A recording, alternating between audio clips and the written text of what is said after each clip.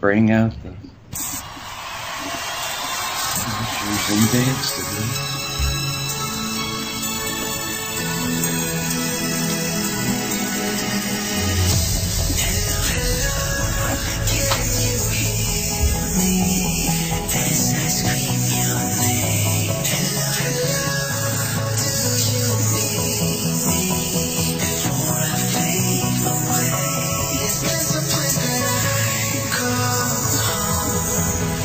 Supernatural Realm up next on the L&M Radio Network.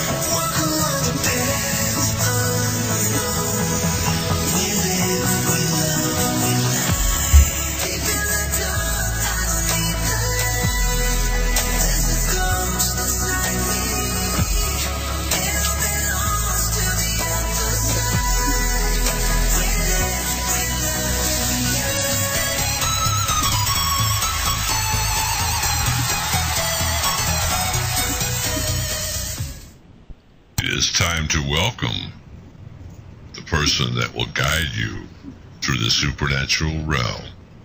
Your host, Tim Roxbury. And welcome back to the Supernatural Realm on the L&M Radio Network, Late Night in the Midlands Radio Network. And we got a great guest tonight. Chip, are you with me? I sure am, Timmy. Timmy! Yeah, and you're absolutely right. Of course, that's not a rare thing for you to get great guests like this, but we're very excited today. We love our light workers, and we absolutely have a chance to really highlight one of the better ones, just a shining beacon of love and hope. Our guest today is Shannon Leischner. She's a world-renowned psychic medium and energy worker who was born with powerful inherited abilities from generations of truly gifted family members. And for over 20 years, God bless her, she's been changing people's lives through life path coaching, intuitive guidance, and angelic communication. So she's kind of like me, you know. Her innate ability to shift people's lives truly makes her a spiritual catalyst. And Shannon helps people all over the world to transform their lives, uncover hidden abilities, and remember their true spiritual path, assisting people to alleviate physical and mental traumas, limiting self-beliefs, and directing them to find their divine life purpose. So God bless her, and we welcome Shannon Leischner to today's show on Supernatural Realm with the great Tim Roxbury. Hi, Shannon. Hi. I think I got a little overexcited there. I was like, are they talking about me? We are. We sure are. It was so much fun. Yeah. Well, and the fun's just started, right, Timmy? Oh yeah, Shannon's been on the show before, and she's a wonderful person and a great guest. So I was excited that she accepted my invite again to our the new network here, and it's gonna be a great 2 hours.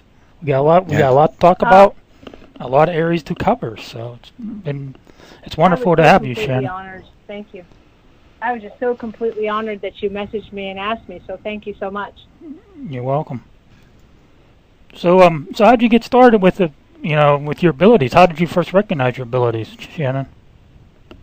Well, I actually, some people can say I was born this way, but I really was. My very first memory of seeing a spirit, I actually didn't know he was a spirit, but I was about 1.5 years.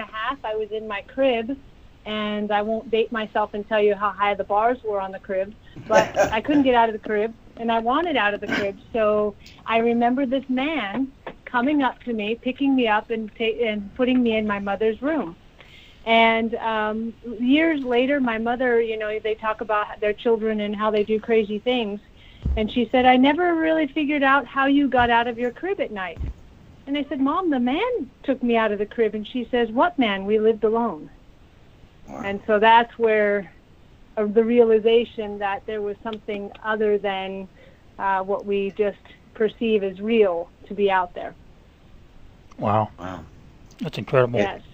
If it's any consolation, my daughter was born relatively not long ago, and I built her crib very high too, about as vast as that chastity belt that I've designed for her now. So just wanted to say that, so we're not dating you by, I built big cribs for my kid.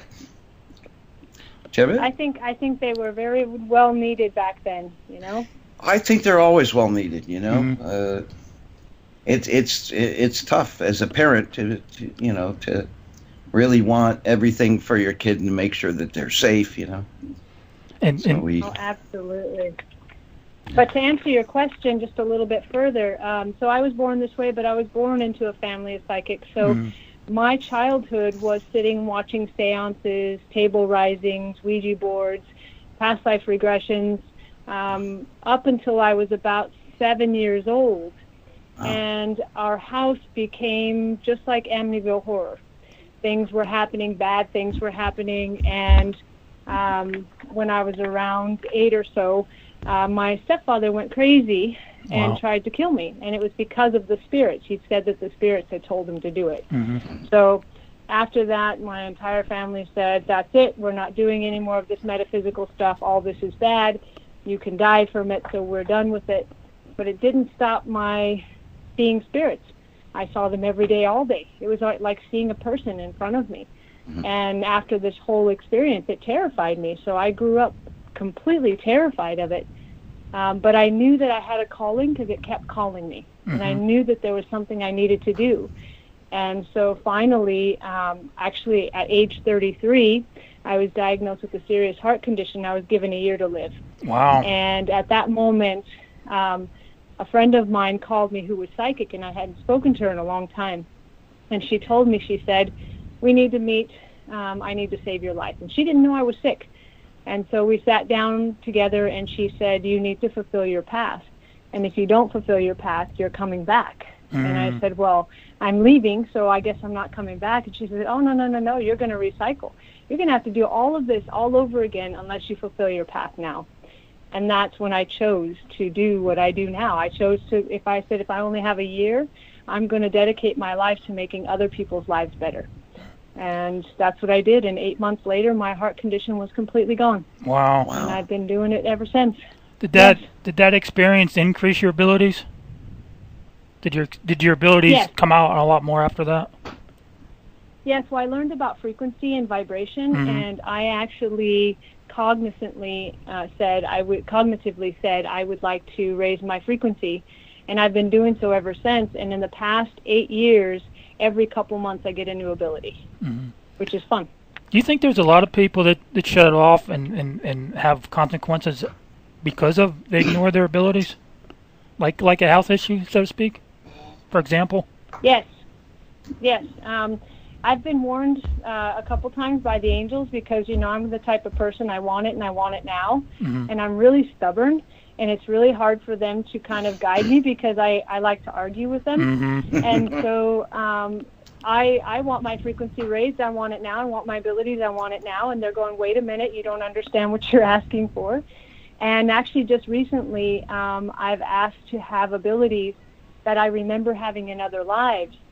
And it requires my brain chemistry to shift. Mm-hmm. And so my brain has been skipping terribly. Like I forget names, and I mean, it's been a hard thing, but I trust in the angels, I trust in the divine energy that my abilities will come through and I will live to see it. Mm-hmm. Chippy, you got a question for Shannon? Bud? Oh, I don't even know where to begin. Okay. First of all, I'm really glad that you had somebody like that, in your life, to tell you that, if you give up now, you just have to repeat the cycle and to just, take off and do better things for others, be in service to the greater good. People come into our lives for a reason, a season, or a lifetime. So I'm really glad that you had somebody to set you in that direction. And it's really good for all of us, I guess. Mm-hmm. There's a question here somewhere. All right. I've when you talk about angels or perhaps guides that, you're what I want when I want it kind of thing, and they're kind of playing with you, and I get that, and I've been there before. I'm here now. I guess my question is, because you're getting new abilities constantly, but you're also going back and forth energy-wise at present, do you think that it's part of all of this extra energy, extra solar energy that we seem to be getting blasted with? And because I'm concerned, we have a lot of listeners who are probably going through the same thing. Their abilities seem to be increasing. Maybe they're asking for it, maybe they're not. But there are also these moments of drained energy or doubt. So in the sense that we are on the cusp of really all this new energy that can help us elevate ourselves, embrace these divine energies that are hitting us now. Any advice for somebody who seems to be on the cusp of, but a much lesser extent to what you're going through at present? Does that make sense? I am so glad you brought that up. I actually was told that this topic was going to come up, and so I'm so glad that this comes up right now. We actually are experiencing, like you were talking about the solar power, but we're actually experiencing huge waves. And these huge waves of energy, we experienced one in May, and we're going through one right now. And the angel said that there's 2, possibly 3 more before the end of the year, depending on how the population can take it. But what it is at first there's a recoil. It's kind of like a tsunami, right? So there's a recoil, and that energy pulls back a little bit in order to really push the other energy through. But as it's being pulled back, it's kind of like a tsunami. You're being shown all of these things that are not serving you. And you're being tested, and you're being pushed, and you're being reminded, hey, this is not working for you. You need to do something else. Also, you're being, there's a lot of anxiety. There's a lot of depression. There's a lot of anger. And some people are actually resisting these shifts. And in resisting these shifts, you have a lot of people who are slipping into very deep depressions, who are slipping into maybe, and I hate to say it, but some of them are slipping into psychosis, and they're doing stupid things like shooting into crowds. You've got people who are harming other people. And then unfortunately, you've got a lot of people contemplating suicide. And I'm working on a video right now on talking to people who are contemplating suicide during this time, because this time is an amazing time for growth. It is not time to let go. Shannon, it is an amazing time to really get rid of all of this heavy stuff. Yeah, I have a follow-up question for what you just said. You said that, the anxiety of people, the depression of people is on an increase. Could that be related to possibly their having abilities that they can't deal with? I would say yes. I would say yes, because it's almost like they're being asked to be awakened. They're being asked by the energy, let's do this. Let's awaken. Let's become more than we are. But some people are just really entrenched in this 3D that we're just bodies. And the thing is that we're not. We're just driving vehicles, and they're asking us to switch to higher octane fuel so that we can perform better. Right. Some people are stuck in their old energies and their old belief systems. Right. My little niece, I knew the day she was born, the day I held her in my arm, that this little girl's got abilities, and they're just going to increase as she gets older if she recognizes them, if she tunes into them. And then she did, when she was like 10 or 11 years old. But as she got older, her mother started taking her to church, taking her to Bible studies, and now it's almost like she ignores it or thinks that it's somehow evil that she's not to have these abilities. She's not to tune into these abilities. It's all about Jesus Christ, and that's who she should focus on. Even now, my sister, won't let, for whatever reason, my niece doesn't call me or call my mom to hang out or do stuff with us. I believe it's because of we recognize our abilities, but she doesn't want my niece exposed to that. She don't want my niece thinking and knowing she has those abilities. And now she has anxiety, I think, probably because of it as well. And it's so unfortunate because in this society today, but the society pushes fear. Mm-hmm. Right, it's and fear-based. you know, all of these programs, all of this news, all of these things, fear is like the biggest candy that's been given out. And you know, it's so unfortunate because we have young masters who are being born in now. They've been born in, they've been coming in, but there's a higher level of young masters coming in who are now being programmed fear. Right? And it's so sad because it's like if you just realize that Jesus and religion and everything, it's all the same thing. The energy is all the same thing. We're all doing the same thing. We just call it a different thing. And I did some research on crystal children, and Brittany fits that description to the T. But, you know, she's not tuning into that, and she's focusing on religion instead. But, you know, which is kind of sad. Well, because she will shift. Being guided to. Yeah. Right, yeah. Yeah. She will shift out of it, though. She's going to rebel against that, but it's going to probably take till she gets to her 20s and maybe even into her 30s to where she really goes, no, I need to embrace who I am. And then she'll begin to think for herself. And she needs to say that I need to talk to Uncle Tim about this, you know, to help me further. She will. Okay. Chip? Yeah. Well, as long as we're getting personal. Just so you know, because I don't know if you know me from Adam, but I've been on this, working on this ascension process. You know, I think that because of the media, as you pointed out, is so fear-based, nobody's really talking about the love-based sides of things, either in life or in the spiritual journey, you know, or beyond the third dimension. And I think because of that, you know, I mean, I think our hope here is that we could have light workers listening in that don't know that they're meant for that yet. And we could inspire them to work toward the greater good and create this balance. So all the fear and all the anger and all the depression and all the separation anxiety and all these sorts of things has another side, you know. I mean, universal law, everything's about balance. So we have to build a greater balance toward the light. And I guess my question is, how you were talking about past lives earlier, and that you had, even at the age of up to 7, experienced some past lives, and we're talking about this energy now and how it is unsettling people.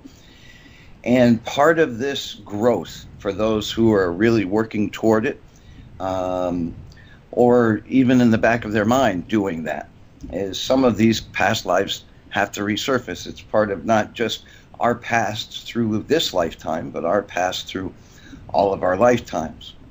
How would you advise someone who may be not only facing the things that they have to clear up in their own life, but also potentially things that they have to clear up, or karmic balances that come back from past lives? How would you give guidance to somebody who may be going through that?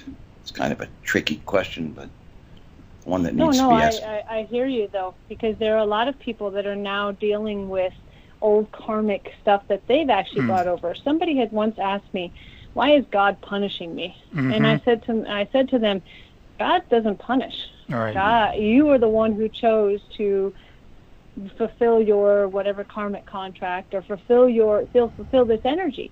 You chose to do it. It is your choice. And in this lifetime, you can actually complete this. You can mark this karmic contract complete. And the one thing I say is, remember that this is a game. This life is a game. It's not real. So if we don't like the board that we're playing on, we can stop and yell plot twist, right? We can choose change the something board. different, right? And so if we're not, if we're in victim mode, and the more we continue to be in victim mode, the more the universe says, hey, she wants to be a victim, right? But if we can say, hey, you know what? No more.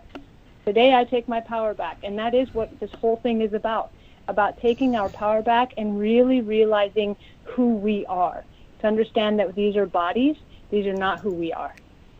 And that's how we start to clear the karmic stuff, because when we begin to realize we can change this board, we can. Mm-hmm. And we might need a little bit of help to clear some old karmic stuff. Any of us, I'm sure, can help clear karmic stuff and move along. But it starts with a choice and a step forward. Right.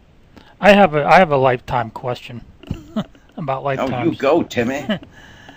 Is it possible that this life is preparing us for the next life, and the past life that we had is preparing us for this life? Does it go in cycles like that? One lifetime prepares you for the next?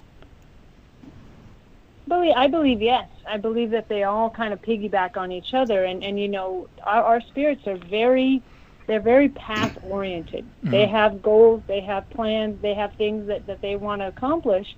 And when we leave early, or we choose not to, because of free will, we choose not to fulfill the path, then we've got to come back to complete it.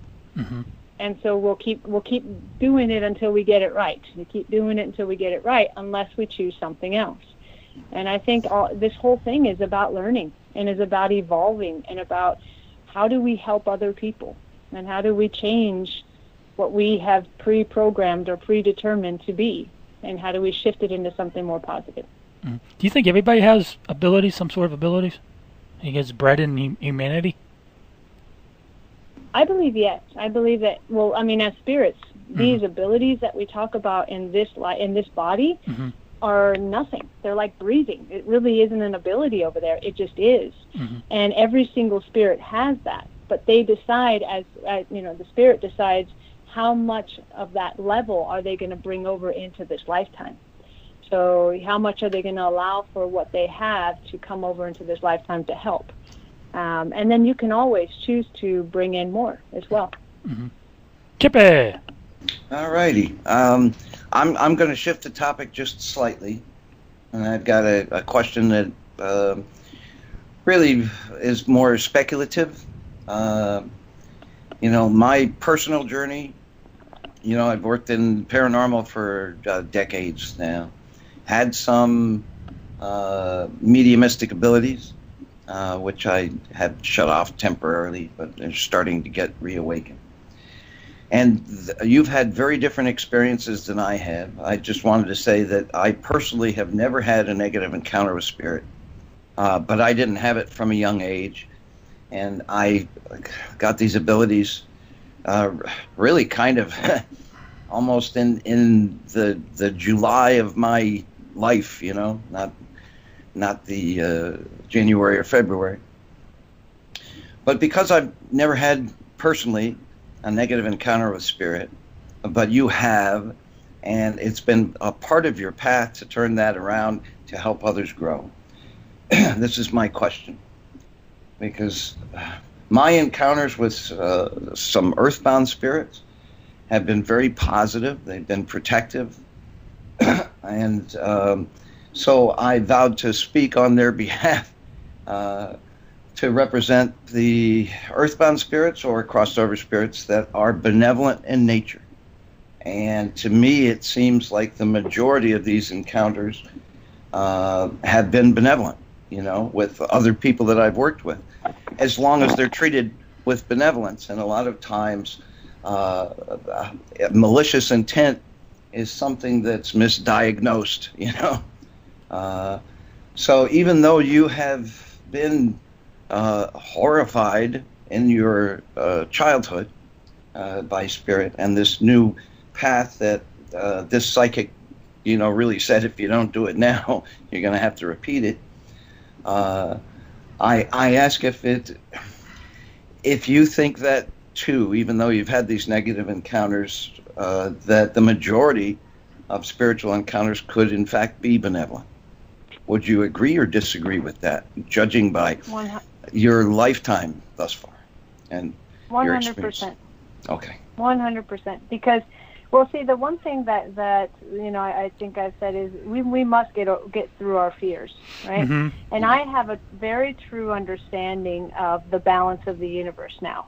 So dark must balance light. It is a balancing force here in this earth, and probably throughout other planets in the world, or in the universe, I mean. But I think I would be more fearful of a man wielding a knife than I would be a spirit. Yeah, I know. Most mediums will tell you, fear the living. That's what my grandma always said. Yeah, I don't fear spirits, and I've encountered demons, and I've encountered, some really bad ones, but I'm not fearful of them because I understand that either one, they're just doing their job, or two, they're in the universe too, and they probably don't mean harm. They might even be just in need of help, and we just misunderstand them. Yeah, it seems, a lot of people, like in a paranormal investigative setting, might be more sensitive than they give themselves credit for. It's very often that I see that, and they can walk through, perhaps, someone's misery, a spiritual kind of misery, and misinterpret that as malicious. If these spirits are miserable, they're not miserable because of you, we give ourselves as the living way too much credit, I think, and sometimes not enough. But in terms of that, the malicious intent is often misinterpreted. Because very much. You walk through somebody's suffering and go, oh, I feel something bad here. And so you've automatically classified this spirit as negative when, they're just wallowing in if you walk down the street and see somebody pacing back and forth, either angry or crying or something, and you stop and you say, hey, man, you're all right, anything I can do? They're not going to come after you and suck your life force out and push you down a flight of stairs, you know what I'm saying? So. Chip, even some of the TV shows, even the one that Sean was involved with, Sean's awesome, and beautiful, man. But the show that he worked with, they portrayed everything as demonic. Yeah. Whether it was the producers that wanted it, or the other the guy that Sean, the other guy that Sean worked with. Either way, but not everything is a demon. There's not demons in every paranormal situation that people come across. It's not like that. Demonic possession is rare, just like we talked about. So. Yeah, and I know people have gone on shows to tell their story, and then the producer will come in and say, okay, we want you to film a scene where you're running for your life. And they're like, well, that's not what happened. And says, well, you want your story told or not, So sometimes what we see is even, maybe based on a true story. And they amp it up, like I said. And they amp it up, yeah. Sean's a great guy. People that want to learn this field, they're learning through the TV, they're getting the wrong messages. And that's why we ask Shannon these questions. Exactly, I agree. It's all about sensationalism, isn't it? Making something bigger than it actually is. They all have their own brand. They all have their own brand of cornflakes. I had this one lady that came to me, and she said that every man she ever brought in her house would get scratched. And I wanted to see this for myself, so we brought somebody in that was a friend of hers, and within minutes his arm had this scratches across him. And I'm like, wow. And so I said, okay, well, and she's like, it's a demon, the demon's trying to kill me. And I'm like, the demon's not trying to kill you, because if it was trying to kill you, you'd be dead, right? Right. And so then I actually did an investigation and found out that there was a little girl who had been murdered by her father and was buried in the backyard. And she was stuck there. And she was scared, and so we crossed her over. We cleared the house. They found the body in the backyard, and we were able to clear the property completely, and there were no further incidences. And this was a little girl who was scared and who was abused by her dad. And there was no demon, and it wasn't a bad thing. She was just trying to get help. Right. I've seen a lot of, any time that I've been around people that have been scratched, and they have this this title for these scratches, the Devil's Triangle. Yeah, the Devil's Mark. Scratches. Yeah. But every time that I've seen somebody get scratched, it was either a spirit saying, oh my God, somebody is communicating with me. They can hear me. They can hear me. And then that person breaks the living person breaks the communication to focus on their equipment or to look for another spirit or something. And these guys are going, wait a minute, And oftentimes that's where the scratch comes. It's not maliciously intended. It's almost desperate, Because, oh my God, they can hear me. They can hear, hey, where are you going? Because the spirit's not paying attention to them. I had a case like that one time where, this guy had a wood shop in his backyard. And in the area, there was this girl that was raped and murdered. And the group that I belonged to at the time, the lead investigator was able to channel the spirits. And he channeled the girl, and we found out that, about the girl from him channeling. But the client had told me when we did the interview that he'd go in the shop and the machine would it's almost like the machine grabbed him and scratched him or cut him or whatever. And I said, it's the spirit trying to get your attention because you're ignoring her. And he says, that's what other investigators have told me. He's like, I heard that before from other investigators. I said, well, pay attention to her then. Communicate with her, talk to her, let her know it's okay. Just talk to her like a regular person. And the things will quiet down. And they did. So Yeah. I most recently went to a hotel. It's called the La Rose Hotel in Northern California. And I didn't know it was haunted. I thought it was just a regular hotel. I wasn't planning on doing any clearings. I was just planning on having a weekend. Yeah. And I get there, and I'm like, uh-oh. Like, I just walked in, I'm like, oh, no. There goes the weekend. There went the weekend, and there was these kids running around, and, there was just all this stuff, and so I brought in the angels, and we started clearing because they were trapped, and so we just started clearing, and I don't know if I'm going to piss some people off, but, you don't keep spirits in a place in order to draw an attraction. You allow them to cross. And there are a lot of folks out there that either have haunted locations, quote unquote. I don't like that word because it's not necessarily true. It's more often the spirits that are haunted than it is the living. But they, if given the opportunity to clear this energy out of that home, they often resist because it's brought attention to them. It's brought fame or notoriety to them. It's made them stand away from the pack, and often it's the living selfishly hanging on to these things. So I'm glad you pointed that out. Yes, it happens a lot, actually. Yeah, more often than not. Mm-hmm. We did an investigation one time, Chip, at a local university library, and in order for them to get the grant that they wanted, part of their idea was to prove somehow that the library was haunted. Oh, gotcha. And I did an overnight investigation there with my team, and one of the team members, said that she saw a lady, that in one of the pictures that was hanging on the wall. But the equipment that I took, I wasn't able to back that up or to prove whether or not the place was haunted in the short time we were there. And I told the client that, the one office lady or woman that worked there, and she said, well, it was definitely haunted because so-and-so said so, and this team was here and they said it was, and I'm like, I'm sorry, ma'am, I wasn't able to get any evidence to back your claims up. It may or may not be, but, from my experience being there, I can't say that it is because I got nothing on my equipment to say that maybe possible, you got some sort of activity going on here. But right. Which, by the way, makes you a very good investigator, I must say. Thank you. But so you can negate the claims and not just unless I get into the leak.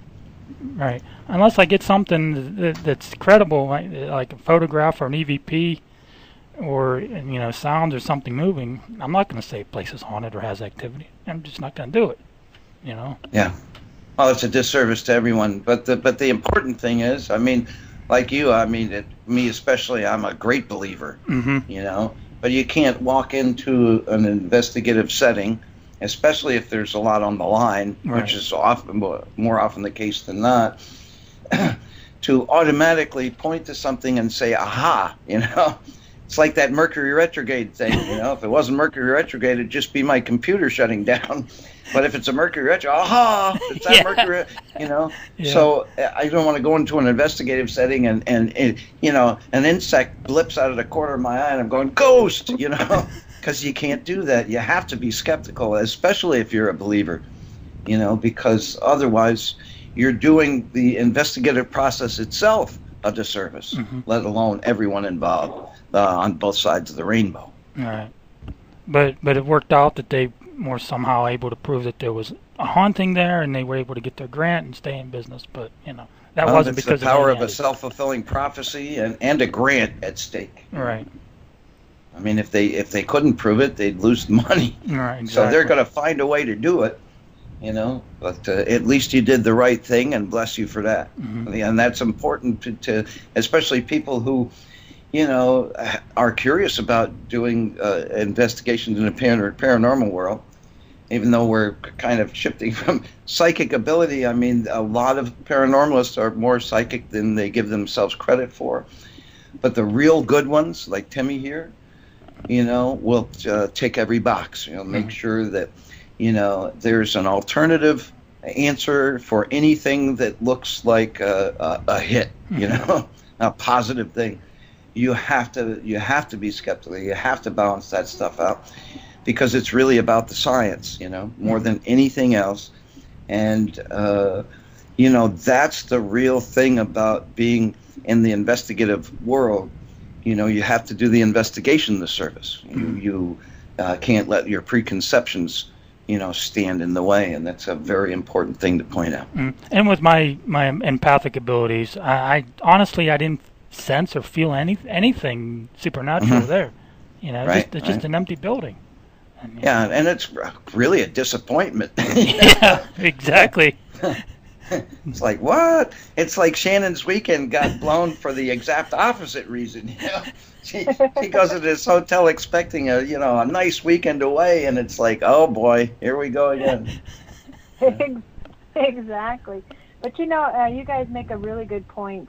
And the point is, in this field, and in the field we are, in order for us to be professionals, integrity is a must. It is. It's essential. We must maintain our integrity. Yeah, because there are a lot of people out there, both in the psychic world and in the paranormal world, that are in it for the wrong reasons and are setting a bad example. And in the psychic world especially, you know, you've got some people doing this in a manipulative way, you know, whether they're doing tarot readings or whether they're taking a mediumistic walk through a property, and you know, they'll stop and they'll do something fear-based to attract, you know, more money for them, or you know, more fame for them. And that's the thing that we have to fight as good professionals. I mean, the people that are really in this for the right reasons and to serve the greater good. You know, it's not about money. It's not about fame. It's not about creating fears. It's about answering questions. It's about helping victims, whether they be alive or dead. You know, it's about setting a balance to the table. You know, and that's the thing that we have to fight against. To your point, Shannon. You know, I mean, I've been doing tarot readings for over 20 years because of a bad reading that I got. You know, and it's like you know, my wife and I were first dating, and we're in this nightclub in Florida, which is cool enough, but they had a tarot reader there, so that amped the cool factor. And say, oh, you two are going to be great together, and but you know, but somebody's hiding in the shadows trying to break you up, and oh, that's all the time we have, you know. Hey, if you want to pay another $25, I'll tell you who that is. And it's like, you know, we're privately using some language we couldn't use on the radio without a $10 fine each word. But, you know, I taught myself this tarot, and I took it very seriously so that would never happen to anybody on my watch, you know. And I feel the same way. Yeah. I completely feel the same way with you, with the same thing way that you're saying. I mean, we must give them the truth, and I'm actually a big one. I don't predict accidents, illnesses, or death. and that's my rule. And now, if there's something that needs to be changed, I will suggest a change, but I will never come out and say, "Oh my God," you know. It's like, I just don't understand why people do that. Well, usually for egotistical purposes, you know. We like to think in the paranormal community this thing called paranormal unity exists, where everybody's in it for the science, but there are a lot of people have their theories, and suddenly their theories are antagonistic to anybody else's theories, and it's an ego thing, and that splits the chain. And in the psychic world, it's much the same thing. In my tarot readings, you know, there are ways to do tarot readings where an upside down card is a negative, and I discount that. I don't look at whether it's right side up or upside down, because negative is a state of mind, and predicting, again, like you said, especially bad things. Look, pain is a learning lesson. Pain leads to wisdom. You know, they say no pain, no gain, but it's not about, you know, why the job or why the relationship. What I mean to say is it's not about the job or the relationship. It is why the job, why the relationship. And if you see something that could potentially stand in their path, what I like to do is see the strengths that are around them that they may not be seeing.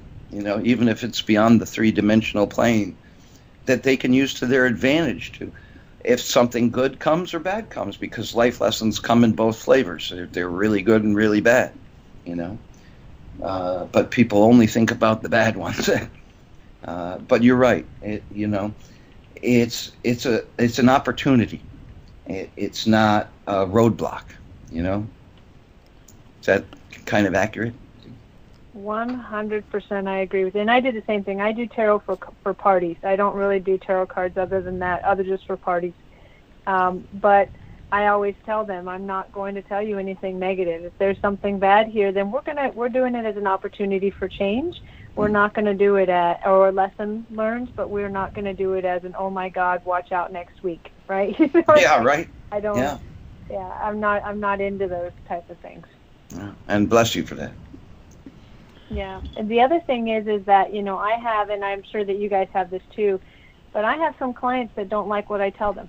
They want me to tell them that, yes, they're going to be happy, and the man that never pays attention to them is going to change, and they want me to tell them that everything with that person is going to be flowery, right, and it's going to be a happily ever after. Yeah. And they get angry with me, but I always say, hire me if you want me to tell you the truth. Right. Of what I see. Yeah, because it's a service. Exactly. And I always tell them, you know, your future can change. Future is not written in stone. You can shift and change and everything, but you are the most important. Remember this. On your path, you are the most important. So make sure that you are happy and not settling for something else.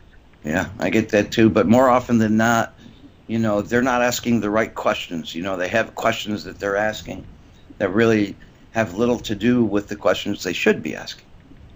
Mm-hmm. Shannon, I want to talk a little bit about empathic abilities. What are some of the signs somebody may be empathic? Oh, good question. Well, I say the first one is if you walk into a room and you start feeling a little bit tired or you feel a little bit overwhelmed, you might be empathic. You know, what was that? Oh, yeah, you might be a redneck. So maybe I'll have to write a book about that. Yeah, empath jokes, yeah. You can do stand-up. The other thing is that, I'm sorry. Go ahead. Oh, I was just going to say, the other thing is, you know, there's so many signs, but the biggest thing is if you're getting overwhelmed by feelings and emotions and problems that are not yours, most likely you're empathic. Mm-hmm.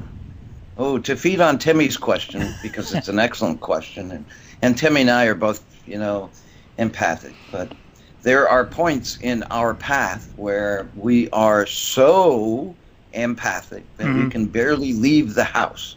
Oh, you know, and I know a lot of listeners who may feel that way, or may be listening to us now and saying, "Oh boy, that's me," and you know, in honor of Timmy's question. But with that comes some times of being too empathic or not being able to control the level of this empathy to the point where it strangles us. You know, we we can't go to parties, or walk in crowded buildings, without being overloaded. So any advice for listeners or us when we go through that for shielding to and help stuff. control it, contain it? Right. To me, it's about programming the brain, Mm-hmm. right? And so I always think of it like a switch. Mm-hmm. And so when I'm going to be in a public place, I will intentionally say, okay, I'm turning off my empathic abilities. Like if I go to a bar, I intentionally shift off my empathic abilities, but I also surround myself. I imagine myself in a disco ball inside with the mirrors facing out, so that I know that the energy is not going to be pounding me. And I make sure that my chakras are protected. I make sure that my body is protected. But the biggest thing for me is programming the brain, because you can control empathy. And you can, choose to turn it down a little bit. Now, there are some times that spirit won't take that anyway, mm-hmm. and they will override you, and they will jump on you or trying to get attention if they feel it's important. Mm-hmm. But remembering that we are in control. We have control of our own selves. We have control of our empathy. And all it is just programming ourselves, and which is, tapping into the divine energy and saying, it is my intention that my brain be programmed to turn off empathy when I choose it to be, or when it's in my highest and best good. Yeah. And then I like turn that it off and on. I like that you use the disco ball. I was a nightclub DJ for 25 years. I think that's a perfect example, And on that note too, okay, I'm gonna ask you some intuitive guidance on my behalf. Because, I can be selfish as a co-host, I can ride like that. But not selfish. Well, I again, for about 7 years, was very tuned in to this mediumistic ability, which began and ended, in all candor, with physical pain, but I'm at the point right now at this present time, and this may appeal to a lot of the listeners too who may be going through the same thing. And you were mentioning it when you were telling us to address our empathy, And I think if somebody suffered a trauma, the only person that can turn the corner on clearing that is the person who had the trauma, So in empathy, or in the sense that I'm about to describe, again, it's our free will. We're the ones with all the strength. But I'm asking you for your intuitive guidance, because I know that's part of what you do. It's getting to the point now, especially on this ascension path and embracing the higher vibrational energies, et cetera, or going into the 5D world, where, I'm getting nagged a lot. I'm surrounded by, we got 3 graveyards, right? But I'm starting to get a lot of, pulls like, hey, Chip, come back in. So I'm asking your intuitive guidance. Is it time for Chip to turn the corner and go back into the mediumistic zen fully, or not? I'm going to say yes, but I would like to actually back up to what you said too. But I want to answer that. Yes, it is absolutely time. It is time for you to actually push past just mediumistic. There's bigger things. I know. There's light beings and extraterrestrials. Yeah, I know. I mean, people tell me it's extremely vast, including my guides, and they're teasing me like your angels and guides tease you. Because it's I want it now, and they say, well, you already have it. It's like, no, I don't. But I'm seeing things out of the corner of my periphery. I'm starting to see magnetic grids, which is different from the things that I'm seeing in my periphery, which is, again, like you said, goes way beyond mediumistic. Can I back up about the trauma real quick? Can we talk about the trauma? Because that's a really, really good point. We should talk about that. Yes. See that, Chip? One of my abilities that I have, and I actually have realized this, I've done a lot of studies on the brain, and one of my abilities I have is I can go into the brain and move a trauma, and I can remove the triggers. And there's a part of the brain called the amygdala, which is where the traumas are stored and actually where our triggers start. It is our fight or flight. What happens is that amygdala gets triggered. It puts out an enzyme. It puts out a chemical into the brain to react. It does not know if it's perceived or real. It just knows trigger. Right. And so what had happened actually to spark this whole PTSD trauma thing that I've been doing, because I've really been focusing a lot on this, is I was shot in the Las Vegas massacre. Oh my God! Wow. Yes, and I actually miraculously was saved. The angel stepped in and saved me. But what I did was I offered all of my services to the survivors for free.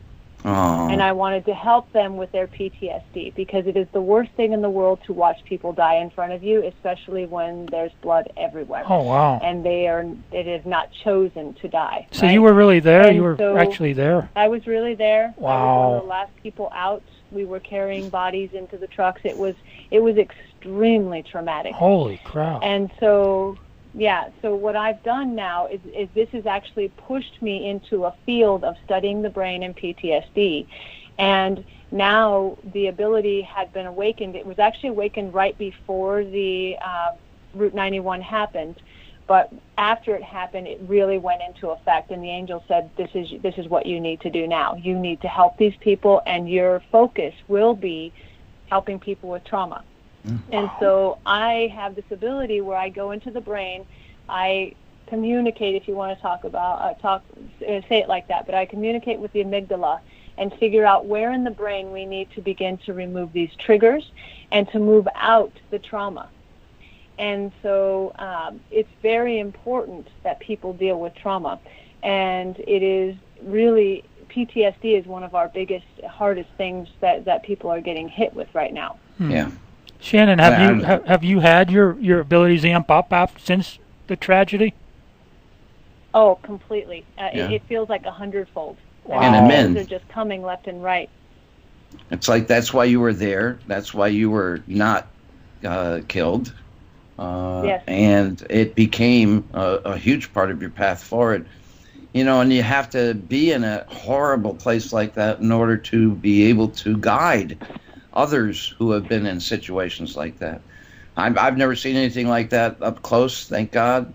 But don't get me wrong by saying this, but thank God that this happened to you, so you can do this. You know. The funniest thing was I was not meant to be there. Well, I was meant to be there, but I did not buy a ticket. A friend of mine got sick that day and said, "Take my ticket. Go have a good time." I had 40 other friends there. I figured I could find them. I didn't find not one of them the entire night. I was by myself the entire night, and that is actually what saved my life.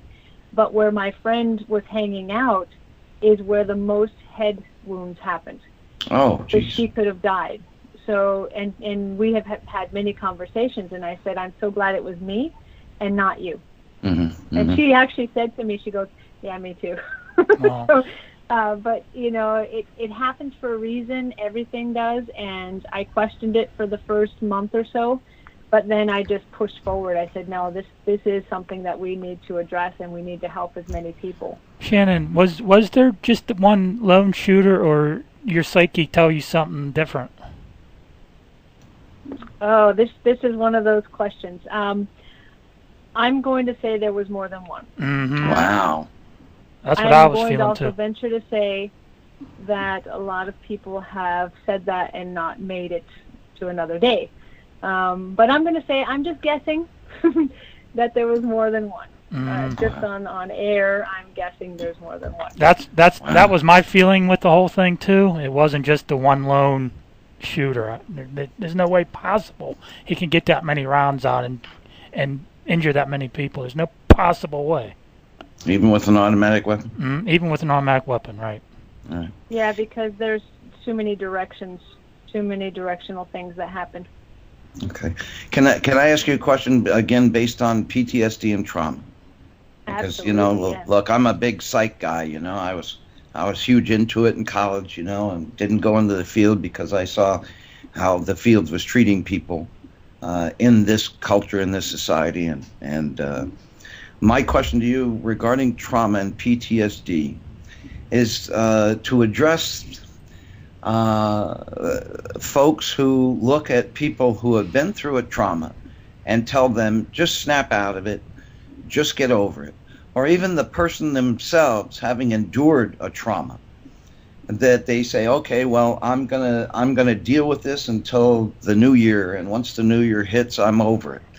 But it's not that simple. So how would you address folks, either to themselves or to their friends, family, that use advice like just snap out of it or just get over it?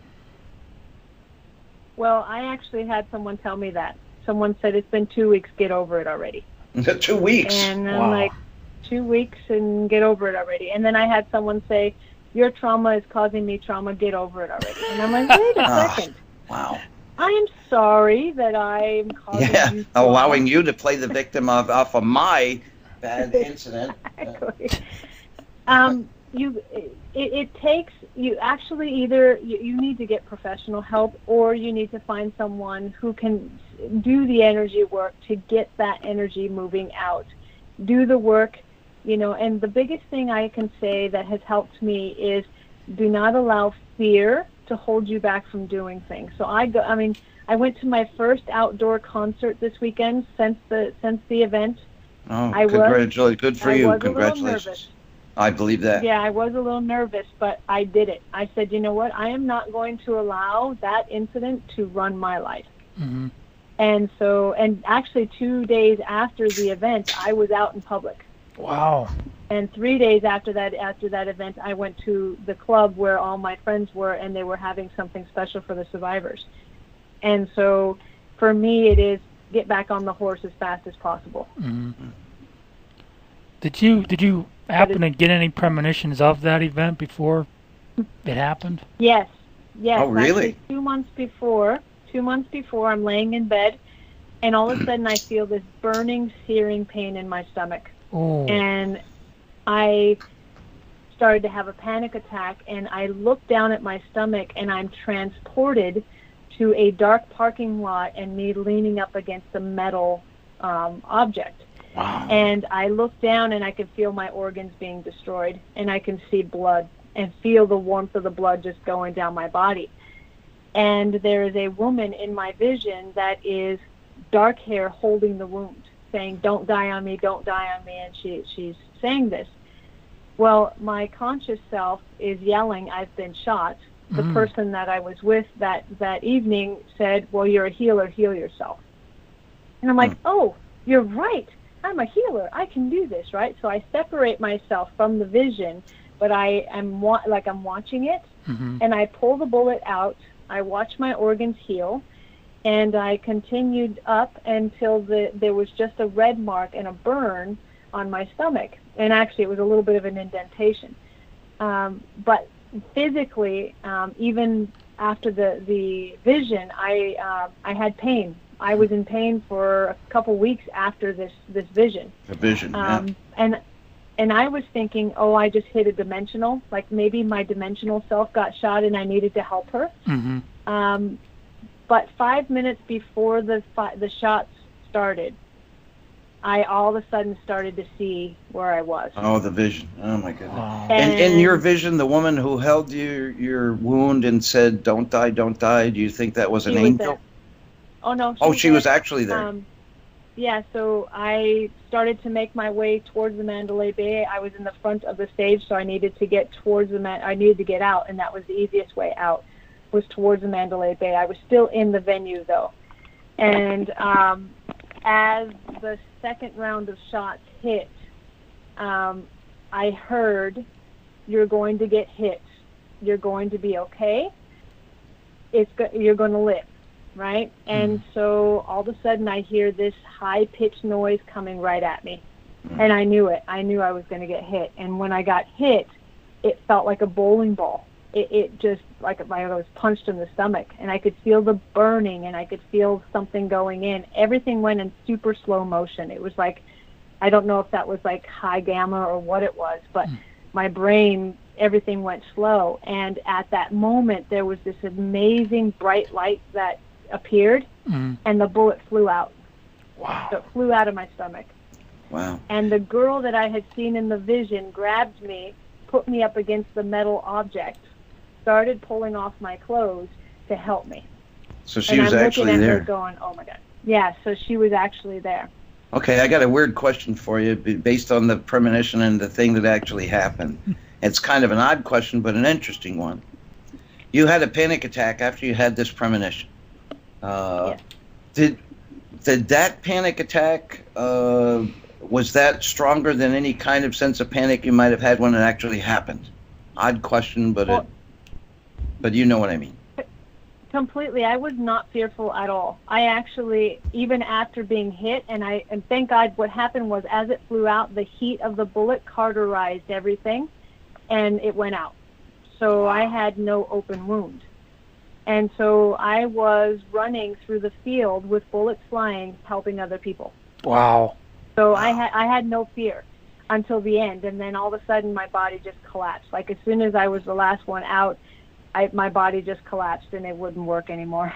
You know, it's interesting because it's the downside to being psychic. You know, I've had experiences like that where I think that something's going to happen, and everybody tells me that, you know, my fears are unjustified or whatever, and it starts affecting me physically, and I have the panic, you know, well ahead of time of the actual event, and then the event occurs, and because of the premonition and the forethoughted panic, you know, when it actually happens, you just deal with it and handle it, you know, and the panic's not there. Mm-hmm. Chip, yeah. This is a neat topic, and Shannon's an awesome guest to have on this week because next week we're going to pay tribute to our American heroes, and Shannon is an American hero. She helped people in that attack. Yeah. She's one of our heroes. Yeah, and God bless you for that. But it also adds an interesting point to trauma. As you know, most people that have had traumas, you know, things when they recall it, it's in slow motion, you know, or sometimes as it actually happens, it happens in slow motion. The actual trauma, you know, it plays at a different time level, you know, or movie frame, if you will, than the actual event itself. And it seems pretty common, you know, for trauma victims to say that's when everything slowed down and I saw things in slow motion. Would you agree with that assessment? Working with trauma? I actually had never experienced that before. It was my first time, and I was thinking, oh my God, why is everything so, like, my brain was like, why is all this happening so slow? Like, and in that moment, you're like, oh my God, and, you know, even your body is moving too slow, and you're going, this is just not okay. Yeah, but you're speaking to yourself or to others in real time, but everything else is slow, you know? Yeah. It's almost I think that's the part of the brain that goes in high gamma, isn't it? When your brain is in high reactionary mode, and so it goes into high gamma, so it actually, because it's cycling so fast, it seems so slow. Right, yeah. But it's just a, I can't say odd coincidence, but it's a unique coincidence, or an ironic one, if you will, that everything slows down at the point of real trauma. To anybody that you ask, well, almost anyone, when recalling the trauma, they will recall it as time slowed down and everything went in slow motion. You know? It's almost like, you know, you were in another reality at that moment in time. Right? You know? Yeah. Yeah. At that moment, I felt past, present, and future existed all at the same time. And I'm a true believer that past, present, and future exist all at the same time anyway. Oh, you're preaching to the choir there, girlfriend. The alignment of past, present, and future. It all collided at the same time. That's why it went so slow then. It seems so slow to you. Yeah. Probably, yes. But it also piques the thought that, you know, if we can have the past, present, and future all at the same time in a bad moment, we can create that sort of thing in a beautiful one, positive, too. Yeah. Completely. And we can create what happens in those genres as well. Yeah. Yeah, we sure can. Yeah, welcome to Supernatural Realm, eh, Timmy? Yeah. Our listeners can call in with a question for Shannon during this second hour that we're about to take a break from. or actually first hour that we're about to take a break from. The number is 724-602-2826 or via Skype at tim.roxbury1. So you guys ready to take a break here? I mean, yeah, and I think we'll all, listeners included, collectively, feel this break traveling in very slow motion. just be sure you come back. Right? Because we got another hour to go. I go, wow, this was such an interesting discussion, and he played that break, and everything went in slow motion. I'll say one thing in slow motion. Please make sure to subscribe or donate to this network to keep excellent programming like this very show here on the air. On the LMN Radio Network website at www.lnmradionetwork.com. And we'll be right back right after this. Here's Better Me by Montgomery Gentry on the LMN Radio Network. LNM Radio. I'm getting older, finding myself and God getting a little bit closer and sober. I'm a little less reckless, a little less wild card, breaking hearts kind of senseless. Yeah, I'm coming around. I might cuss and fight, tell a few lies, break a few rules, making promises I can't keep. But I've turned the page on wilder days. I'm writing all this down, hoping you'll see. I ain't saying I'm perfect, but I'm working on a better me. They say I'm sorry. Sometimes it's the hardest part to tell somebody. Oh, baby, I'm sorry. Yeah, I've been praying. Come to me, that might sound a little bit crazy, but I swear I'm changing. I might justify, tell a few lies, break a few rules, making promises I can't keep. Oh, crap. What do? So, you love talk radio? Then you'll love TalkStreamLive.com. TalkStream Live is always on, 24/7 with the best streaming talk shows. Find your favorite talkers and discover some new ones. It's free, readily available online or on mobile with any smartphone or tablet. Finding your favorite talk shows all in one place has gotten a whole lot easier. Just go to TalkStreamLive.com. Be sure to download the free apps from Google Play or the iTunes App Store. The LNM Radio Network is growing like wildfire, and here is your chance to get your message to the masses. We are the #1 radio network in the land with 30 quality shows and counting. We are the best bet on the internet and the AM/FM dial, being carried by several stations and being heard in more than 100 countries. And who else can say they have Midnight in the Desert with Heather Wade? Exactly. So for more information on advertising with LNM Radio, just contact Michael Vera at mv@latenightinthe-midlands.com or Ira Robinson at feedback@openeyesnetwork.com. Again, mv@latenightinthe-midlands.com or feedback@openeyesnetwork.com. Timber!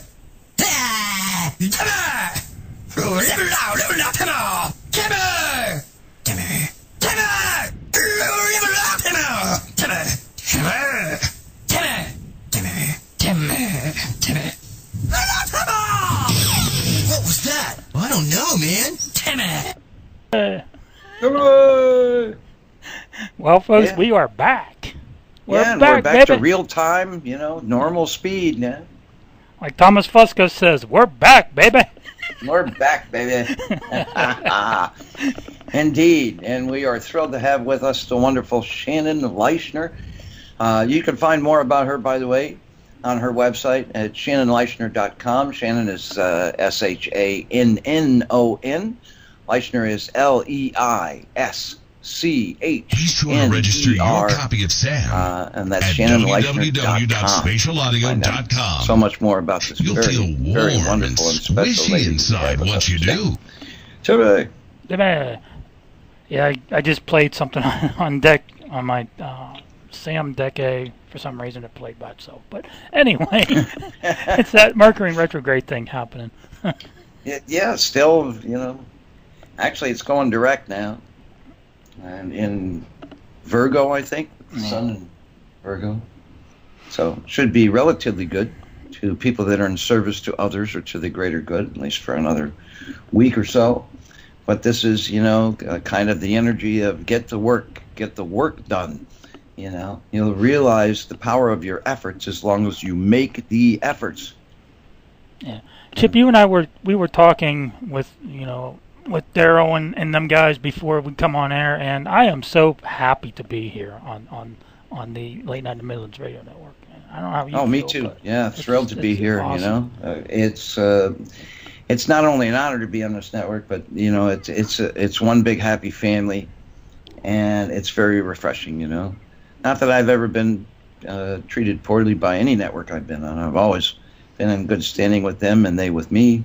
But this has been very special. I've known Michael Vera for a long time. Before I had the honor of coming on, I was a guest on his show a couple of times. And we've always kind of been in those parallel universes, but as friends, always had this bond. And it's a real honor to be with him and his family here. And Daryl and Katie Neely, who have been producing, they produce for my show. Shameless plug, I'm on this network Monday nights from 7 to 9 p.m., a show called Kindness Beyond the Veil, where we look at supernatural topics, paranormal, psychic, mediumistic, new age, whatever, but without all the fear. We look at the kinder side of things because there is a lot of benevolence in the netherworlds that nobody talks about. And if we take the fear out, then what's left is a nice, crisp understanding of what these mysteries may indeed be. Mm-hmm. So there's my shameless plug. Yeah, I want to thank you, Chip, for this shameless plug that you do about this radio show on Mondays as well, leading into your Kindness Beyond the Veil radio show. I want to thank you for that. Oh, well, it's earnestly meant, It's an honor to be here on your show. And the guests that you have, man, just absolutely unparalleled. Mm-hmm. I think it's the greatest gift to be a part of this. So thank you. Well, do you have a question for Shannon leading into the next hour? Oh wow, I don't even know where to begin again. Yeah, I wanted to go back to my selfish question because that's the thing about being having such a giving nature is you have to break it every once in a while. So. Yeah, with regard to, the mediumistic thing and the extra things that are happening and your intuitive guidance in with regard to that. My guides are teasing me. They say, well, something big's coming. It's coming. Well, when? Oh, you'll know when we get there, that sort of thing. They love to do that, don't they? Don't they? Yeah. I mean, they haven't been wrong. See, I think of myself a rather old soul, I'm looking forward to going home again, but I think this is perhaps my last time in an earthly manner. And I hope maybe to be a spirit guide once I'm home, But I think I have a limited time left to try to make my mark, leave a good legacy behind.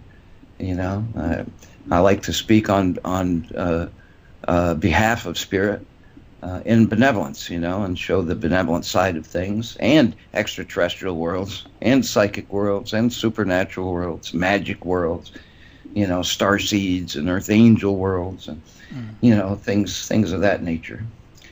And if I can do that, then I can go home peacefully. Yeah. How do you I wonder how a person knows if they're an old soul, if or someone else is an old soul? You know, I've read a lot. It's inbred in you. You know, a lot of times when you're a kid, people will say that. No, you're an old soul. You know, you seem to have this kind of wisdom at ages where you got no business having that kind of wisdom. You know, and it's not, old soul doesn't mean it's any better than a young soul or a baby soul. You know, it's just different. You know. Because young souls have to go through these experiences, and so do old souls, you know. One is not better than the other, just different. But it's just, I know, and because I do past life regression hypnosis, you know, and I've guided other people through that, in order to do that effectively as a clinical hypnotherapist, you have to have it done to you.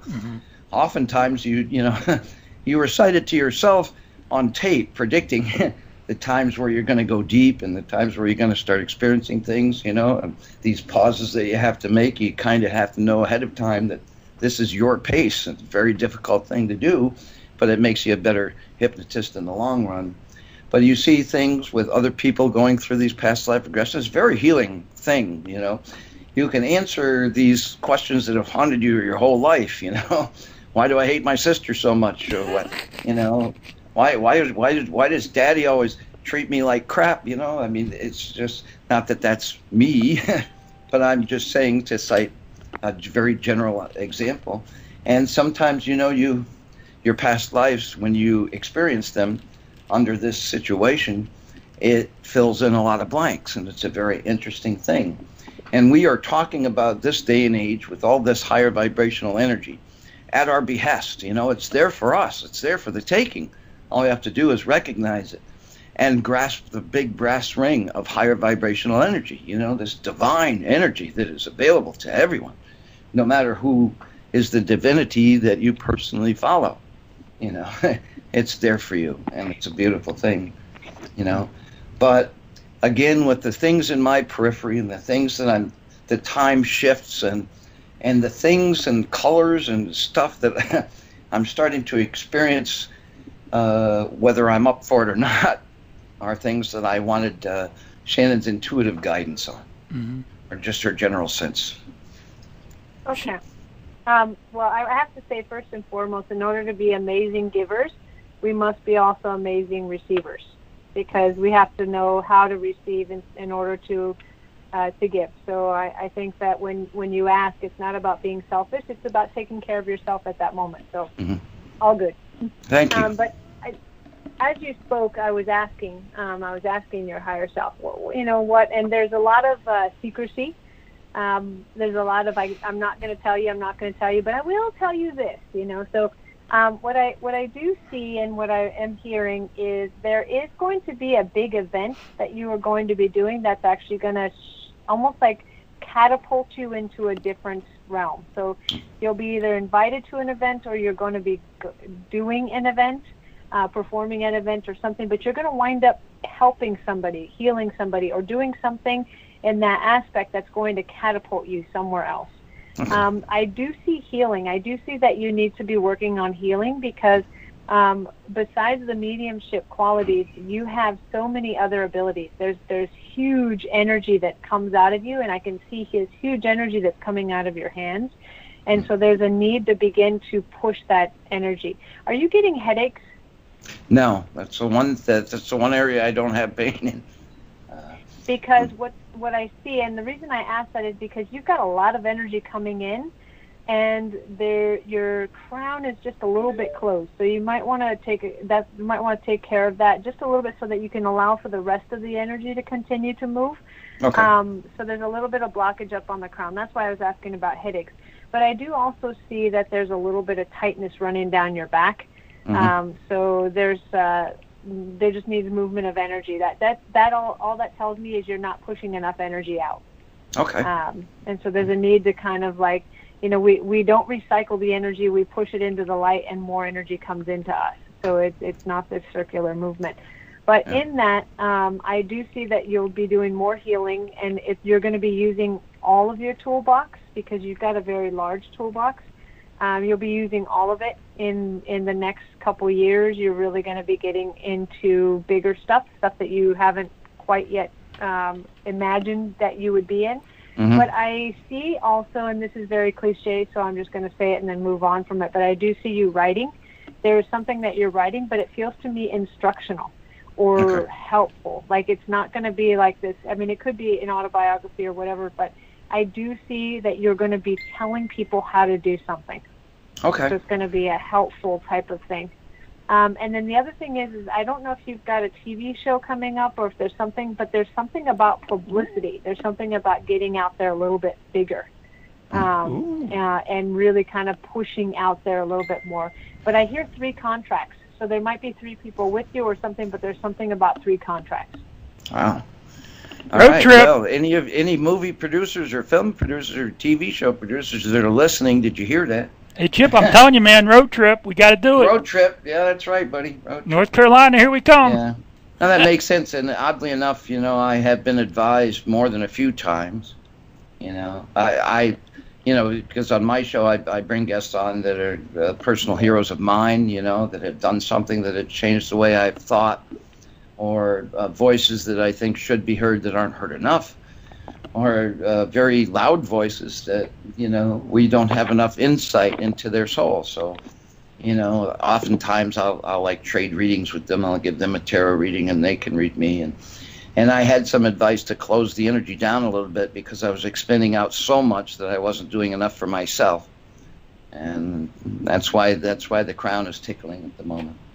So I understand exactly what you're saying, and we'll make an effort to expend that energy outward, because I know, yes, I'm receiving a lot of it in, but, I've tried to embrace these divine energies so there will be power to my prayers for others, if that makes any sense, and it goes throughout really universes, it's very, very large, but, I was guided to shut it down for a little while so I can spend time with my, spoil myself rather than expending all this energy out to benefit others, if that makes any sense to you. Yeah. So time to open up again and send it out. Exactly. One thing that your guides are saying is that they wanted you to slow down for a little bit because it's almost like that your body was recalibrating. Your body was shifting into a new dimension. Oh, yeah, and it's exhausting. I mean, I couldn't move for like 2 weeks, and one of the weeks was my birthday week. That's usually the most magical week of the year, and I couldn't move, And the eclipses were going on, and just throttling me. So, I did. I had to go inward for a little bit. Wow. That's something, Chip. You need to listen to those guys. She's good, man. She's good. And so will I be someday. It's a very encouraging thing. You are already good. You are already there. You're just stepping it up. Well, see, that's what they say. And I've been learning some very interesting things just this very week about past lives and karmic reward and things like that. And I think, and this will sound strange to some listeners, but I think I've been through a lot of lifetimes where I've been tortured or killed for my beliefs. Lifetimes. I would like to offer this to you because Gabriel's making it very clear right now, because Gabriel is one of the angels that is really vocal with me. He would like me to offer, because he's saying that you have some belief systems and some things that are from the past that are actually keeping you from opening. And I would like to offer to you, maybe you and I can talk off the air at some point and clear some of these old patternings, these old belief systems, because he's saying they actually rate back to the 200th century. He's talking about 200th century. So he's saying that in order for your spirit to really, flourish and your body to flourish in this lifetime, there needs to be some clearing of stuff. Yeah, there really does, because, they're telling me that I have, and this, again, to listeners will sound a little odd, but, it's chippy time for a minute here. Very self-limiting beliefs, They say that I have these powers or abilities, if you will. I'll say power. I've been given a lot of power because I won't really use it. And that's one of the reasons that I have it. But at the same time, my personal beliefs limit or set limitations on the degree to which this energy really is within me. And some of that comes from some of the old lifetimes. Or the very first lifetime was, I'm told, a very, very extremely big one, you know. Nobility, regality, but not from this area. And, you know, so I have to kind of embrace that. I have a lot of guides that are directly related to the sun god Ra. And I have the power of Ra, and I have no idea what that means.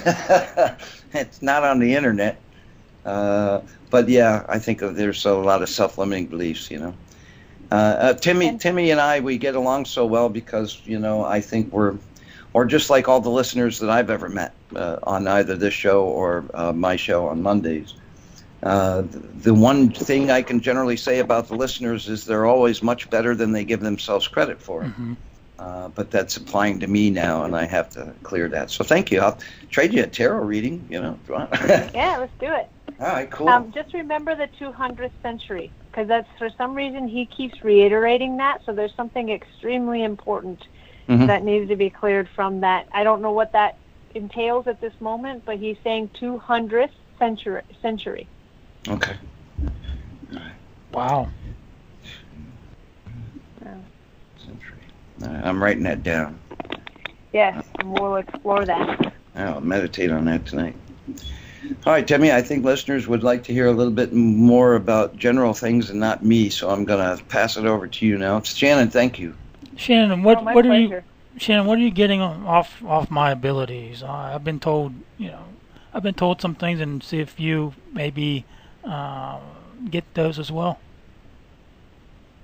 Well, I mean, you definitely have some past energy in shamanism, because you're absorbing a lot. Like, there's a lot of pulling stuff in. It feels to me like you do have healing abilities, but they're a little bit different in the fact. But it almost feels to me like you're really good at telepathy. Like that ability is right there at the surface, but you can almost telepath anything. It's not even about human. It could be about trees. You're getting vibrations from everything. So you can pick up on energies from just about anything, because you've got a really strong elemental shamanistic vibe to you. So there's something very strong in there that would help you out in this opening up your abilities in this realm. I mean, I will say that there's the ability for, empathy, intuition, and I mean, those are kind of like the obvious ones. But I wanted to look at the deeper levels. And there's something about interdimensional communication, and you do a lot of astral traveling and interdimensional traveling when you're asleep. So you have a lot of work that you're doing. You actually do 90% of your work when you're sleeping. Right. But that can be moved into now. Have you been tapping into, and I'm going to very lightly tread on this one, but in your dreams, and you don't have to answer it, but in your dreams, have there been any government things going on? Because there's something about government going on. Sort of, yeah. Okay. We won't go too far on that on the air, but there's something in the energy around that. As far as in your dreams and where you're traveling to. Okay, yeah, I can say that. Yeah, and you're actually gaining a lot of knowledge when you're traveling, and it almost seems like you are learning something new every day from the astral realm, from the other dimensions, and then you bring it here, and it's almost like second knowledge. Like, oh yeah, I already knew that. Like, it was something that you already had in your mind. But you definitely have the ability to sway people, because that telepath energy, that telepathy, is really strong. Could that be like is that like a local government type of thing, or federal? I'm not sure. I just see government. Okay, yeah, that makes sense. Yeah, it could be either. But I think, knowing you, Timmy, I think, we got to embrace more some of the ideas from indigenous folks, as we would describe them, especially if you got shamanic history. All right. Hugely, and that would help out a lot, actually. When you embrace that, there's a lot. You have a whole nother team that is ready to come in and help. It's almost like just allowing for that, embracing that part of the energy, and you're going to feel this rush of new new team, like an additional team to your entourage already. Mm-hmm. You go, Timmy. Yeah, I do astral travel, and I have had premonitions of future events happening, like I was physically there and physically traumatized by that event. So. Yes. Wow. Well, you're in good company now, man. Road trip, Tim. Yeah. Road trip. Yeah, road trip. Yeah, where are you, if you don't mind saying so, Shannon? Oh, I'm in Los Angeles area. I'm not too far. Oh. Nowhere is too far. You know Yeah. why? Because we have transportation. Yeah, that's right. Timmy, we've got to go to L.A., man. You know, have you ever been? Yes. I've never been, no. Oh, man, it's beautiful. You got to see it. You got to see it. It's like a bucket list type of thing, you know. Come to LA and we'll put together an event. We'll make a huge All event. right. Cool. That sounds like fun. Yeah, count me in. Oh, fun. Yeah. Gotta go to, gotta see LA, man. Oh my God. Beautiful. Beautiful, beautiful. Yeah, that's Yeah, I on got to drive the coast one, you know. I think it was US 1, the coastal highway. Oh, yes. Oh my God, what a beautiful drive that's in. I mean, it'll change the way you astrally travel. Say, hell with governmental stuff, man. I'm gonna go to the coast, have a few laughs. Wow, well, you know, nice. You lived there long? I've lived here my entire life. I am a true California girl. Oh, you go, You know, girl. I love it. Yeah, but I love Oregon too, so I love visiting there. But yeah, I've lived here all of my life. Yeah. You know, before we move on, I've had this spirit that's been kind of talking, and I would like to know. I can't tell which one he's from, you Tim, or your partner, but because when I start tapping in, I'm sorry, I lose my words. But That's great. it feels like I smell cigarette smoke and I feel lung cancer. My dad. Okay. He's been in. This is Tim, right? Mm-hmm. Yeah. Okay. He's really strong at this moment, but there's something about a stress. There's something about a heaviness or something that there's a stressor that's happening. And he says, don't worry, we got this. Like, don't worry, it's covered. Cool. Wow. Yeah, he needed to hear that too. Wow. That's pretty cool. Yeah, my dad had a lot of lung problems, and he was a smoker. And I've just yesterday here I smelled his cigarette smoke, and I looked outside, and I looked in the hall, and no one's smoking. I only smelled it in here. You know, I knew it was Dad. You know. Who was military with him? What's that? Or around him? Who's military with him? My brother. My little brother's military. Who's military that passed? My grandfather. My mom's dad. All right, because he's referring to we know what we're doing. So there's something about we know how to protect. And they're referring to the military. So there it feels like a protection for you. Like there's something like don't worry that there's a protection for you. So it feels like whatever is going on is going to be resolved. Wow. Mm-hmm. And you're safe, not to worry. Wow. Yeah. See, Timmy? Told you. That is neat, man. She does an awesome reading, and leave it to Chip to take credit for it. That is awesome. I told you, man. And I feel Pap around all the time, and recently I felt my dad, so that's very good validation for me. Thank you. Yeah. Yes. Yeah. Awesome. Wonderful. I tried to get that in because he was not going to leave me alone. He's very stubborn, and he's very strong, and he was not going to let me pass that up. Oh yeah, he was strong even in his last hours, you know. But he wanted the family to let him go, and we gave him our blessing, and he was able to go peacefully, and when he wanted to. Wonderful. So. He had to show us some signs though when he had passed of him being around. So he had to agree to that first, and he just rolled his eyes when I said that. Yeah, I think Timmy's been looking for some affirmation on that, I think. Yeah, I have been. And so it comes at a perfect time, really. So you go, girl. Well, I'm glad that I can give it to you. Mm-hmm. Yeah, me too. I'm glad you could give it to him too. And we do love Timmy. I love you guys too. I love the show and you know, all the management, the entire management team, Michael, and man, they're just phenomenal. Yeah, we're happy to be alive today. It's the 1 2 hours where I can be me. You know, Mhm. I don't have to be quiet. I don't have to feel uncomfortable in a certain crowd of people. I can be me here these 2 hours, and I just love it so much and appreciate it. So. Well, I think a lot of people do, brother. Mm-hmm. Yeah, we got to go to LA, man. Be part of it today. Oh, are you kidding? This is awesome. Well, Timmy's so good at getting, you know, just beautiful guests, wonderful, marvelous, you know, insightful guests, and you know, so it's fun to be along for the ride on this one. Yeah. But, Shannon, yeah, it's been a couple of years since you've been on the show, and oh yes. I 2000 guess we're not going to have to make it so long next time, huh? I know it's gonna have to be you know, a regular thing here. I mean, it's gonna. I love it. At least once a month, at least once every couple months. You know, you got to come back. Yeah. Sign me up. I'm there. Okay. Yeah. Maybe like the third week of every month, you know, it can be Shannon week or something. Mm-hmm. Shannon week, yeah. That would be fantastic. Yeah. You know, I mean, with all the changes that are happening, with all the crazy things that are happening, that's actually not a bad idea. We could have some fun with it. Yeah. Yeah, nice to have a song named after you too. I don't know. Shannon, I don't remember the words to this song.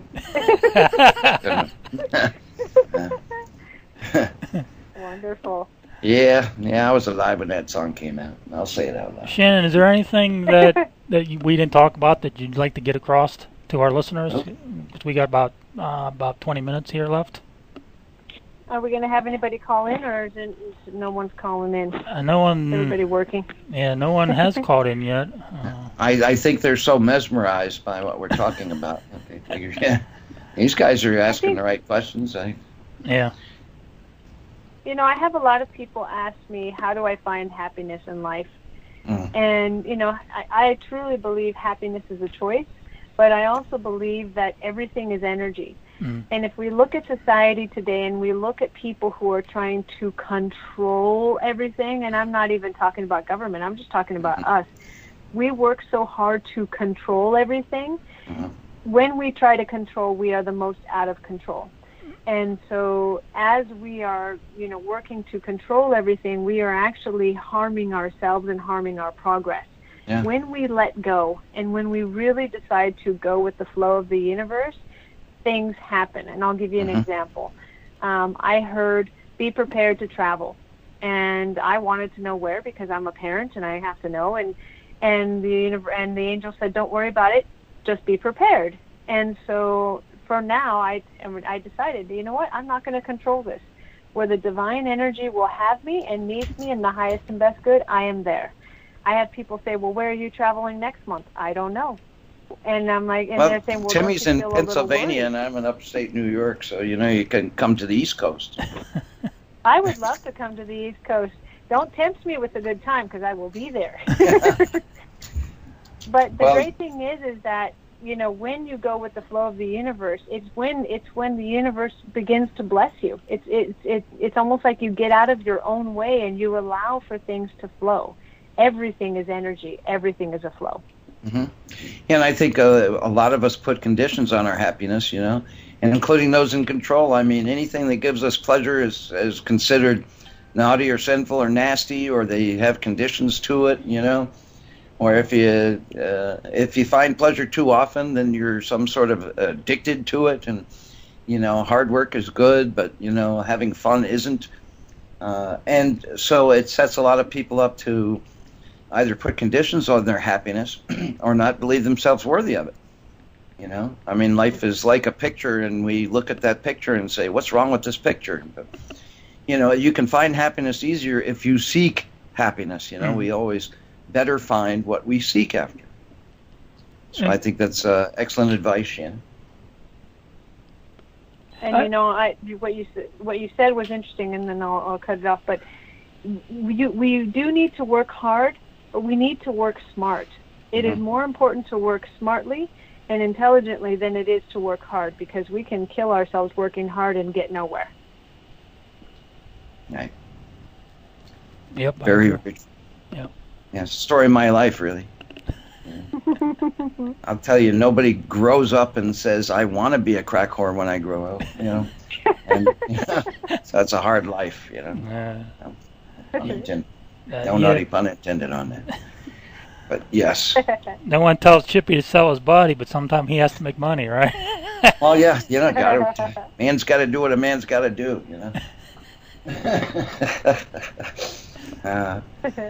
But yeah, I think, you know, and it's great. I mean, it's one thing that you are really helping people through trauma, which, you know, I personally appreciate it. I just don't, you know, the mental health system or the health system in general, I see as a grave disappointment, you know. Mm-hmm.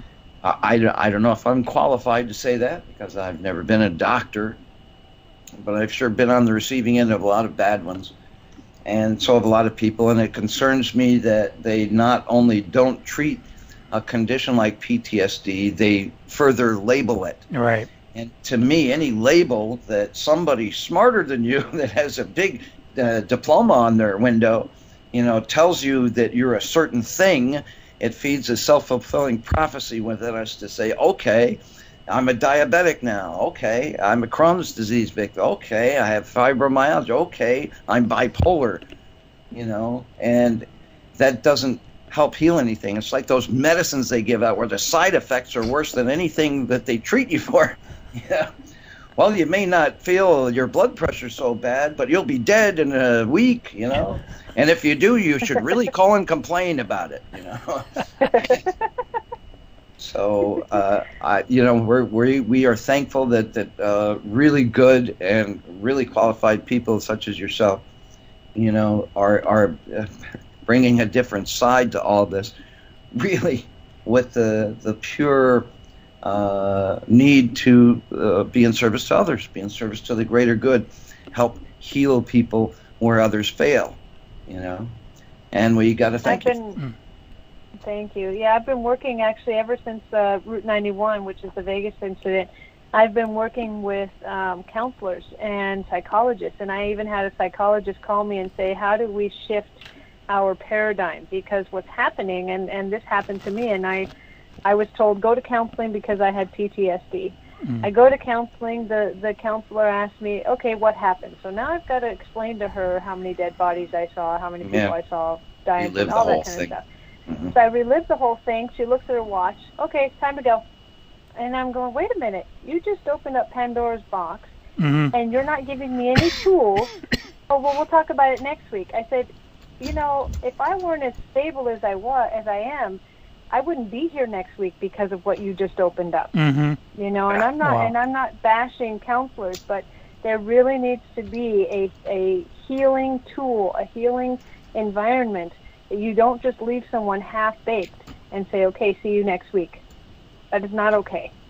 Wow. Yeah. And so I know I'm on my soapbox, but, I mean, so many people commit suicide because their Pandora's box has been opened and the time was up. And that has to change. Yeah, it does. Well, I mean, to me, it's not a soapbox. You know, to me, it's a platform for positive change. It's a platform for real growth. It's a platform to say, hey, you know, there are better ways to go about this than the ways that are set now. And, you know, it's part of my path to do that. And we're glad that this kind of responsibility has been bestowed upon you. We're extremely sorry to see the situations in which, you know, got you this wisdom, but it's what you're doing with it, you know.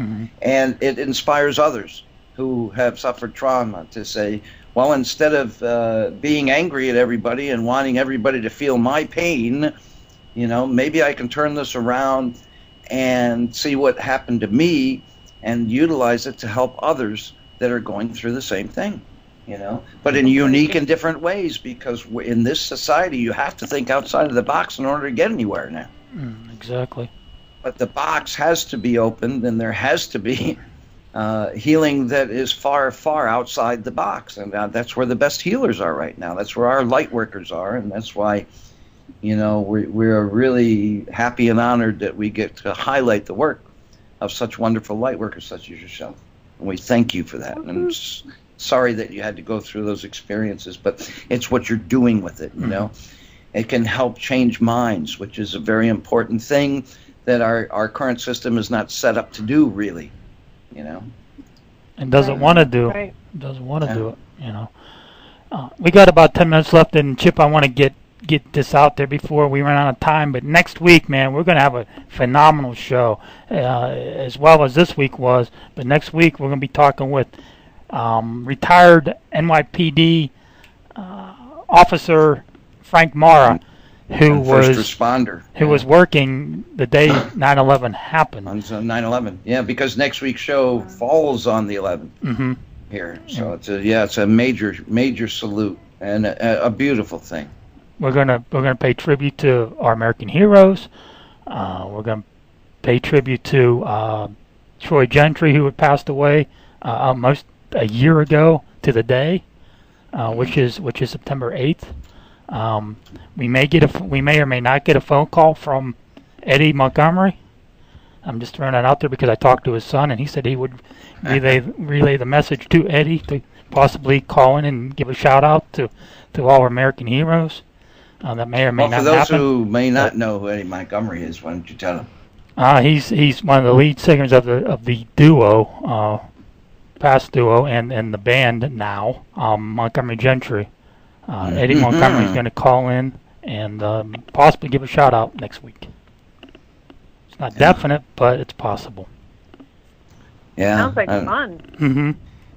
Well, we'll make magic with it, and it's nice to have someone that worked in law enforcement as a first responder on that day, and can give us a firsthand account of what that was like. We don't often enough put our minds into what it really takes to work in law enforcement, especially in this day and age. It's the kind of job where you leave for work and you don't know if you'll be home the next day, or you see the worst in people all the time, or see things or clean things up that most of us couldn't handle in the first place. And how they have to compartmentalize that just in order to get through a day, is not an easy thing. And we often don't give them enough credit, or people who serve us in the military, and the sacrifices that they have to make. And, there's been a lot of wars that have been fought where these people, they endure a lot of horrors, on a daily basis. They never know if they're going to come home alive or not.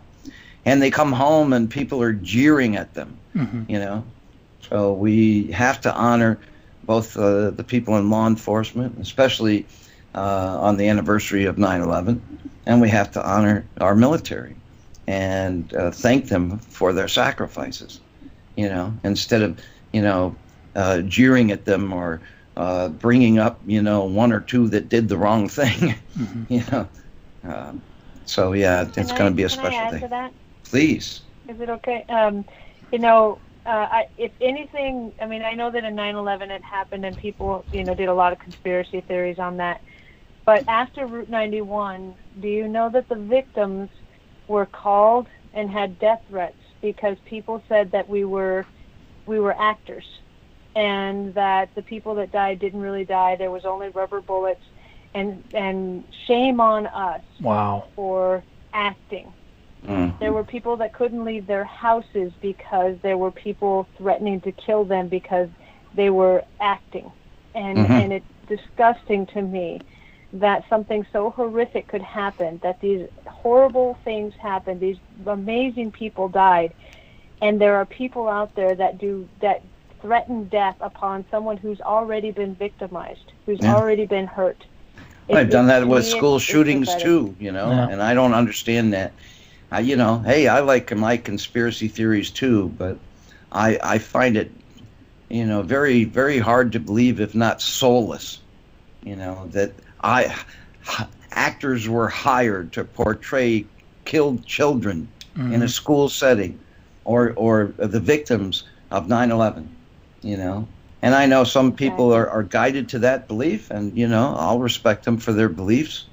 I just can't envision the heartlessness that, you know, even a theory like that would suit. I mean, what is the purpose? Exactly. And why do you blame the victim, right? Yeah. And just like the MGM claims that their quote was, "We remained in the line of fire." What are you talking about? We remained in the line of fire. Where are you supposed to go? And they're trying to sue the victims, you know, for bad publicity. I mean, this is the world we live in. Timmy, we're almost at time, buddy. We got about 30 seconds. Okay, it's about 7 till. But yeah, I don't understand these conspiracy theorists. I don't know why that they have to have that mindset. But you know, it's the world we live in today. It is. There's just too much information out there, so people on 24-hour broadcasts have to get creative, I suppose. You know, or people that want to make names for themselves in radio or TV. It's a shame. Absolutely. But to end this on a positive note, we can be the change. We are the ones that can bring forth the light. Regardless of what happened, we can actually help those people who are in need and spread light and love and healing to other people who are needing it as well. Oh, that's God the bless most important. Yeah, that's Shannon Leischner. Again, ShannonLeischner.com. Shannon, Shannon.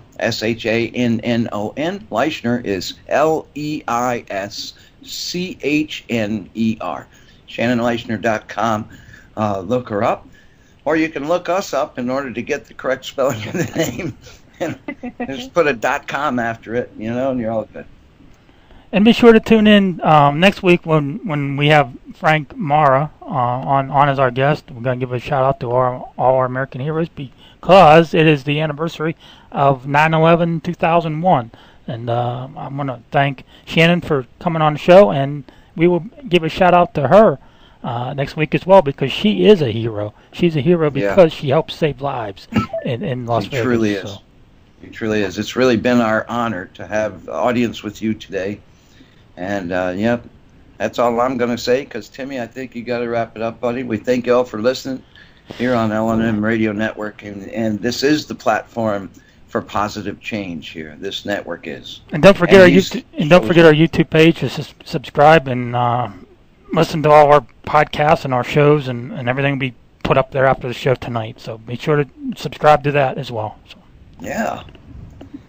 Hey, I'll do that. And subscribe or donate to this network, LNMRadioNetwork.com. There's a big donate or subscribe link that you can go to. And, yeah, we could use your help. It's that time of year, you know. Feel free to be as generous as possible. And thank you for joining us, and thank you for listening. Jimmy. Thank you, everybody. Have a great week, and it's time for us to go. So here's a quick part of a song here. Bob Seger, I Knew You Won, on the L&M Radio Network. Good night, everybody. God bless. Have a great weekend. Good night. Or have a great week. I'm used to the Friday show. But both, man. Yeah. Good night, everybody. All right.